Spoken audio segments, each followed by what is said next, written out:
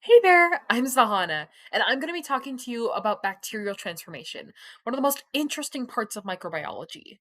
So, what is bacterial transformation? Well, I like to think of it as a mini Frankenstein, where bacterial transformation is essentially when a bacterial cell takes up foreign DNA from its environment. That's usually in the form of plasmid, where DNA strands kind of wrap themselves around each other to form sort of a pill like shape, where during the process of things like electroporation or heat shock, these bacterial cells then open up their membrane pores, allowing for the plasmid to easily integrate itself into the original DNA of bacteria.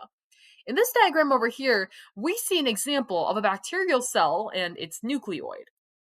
where when the DNA plasmids are then inserted, it then becomes integrated into the entirety of the cell. And this right here is what we call the phenotypic expression of the plasmid in the process, where during transcription and translation, and the ultimate protein synthesis, the phenotypes of this foreign DNA are expressed. Usually, it'll have some sort of an incentive for the bacteria, where it might be antibiotic resistant. So, when scientists end up plating out the cell, if they see bacterial growth, it means that their transportation transformation worked because the antibiotic resistance that was found in the plasmid is now integrated into the actual cell itself, allowing for the bacteria to grow. And that might also end up becoming a challenge because, in the same way that a host can reject an organ, bacteria can reject their plasmids. And that's because as it continues to mutate over time, if the metabolic burden of a plasmid or the amount of pressure that it puts on the bacterial cell in the process is far too high for the bacteria to consider, in future generations, it might mutate out the plasmid,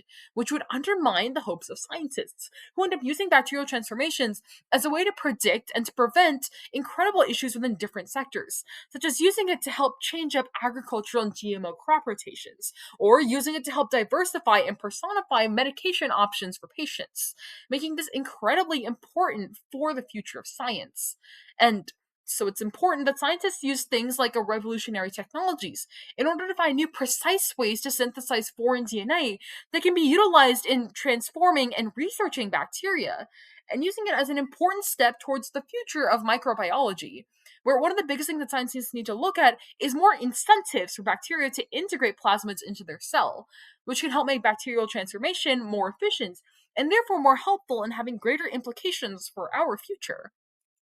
So right here is my works cited.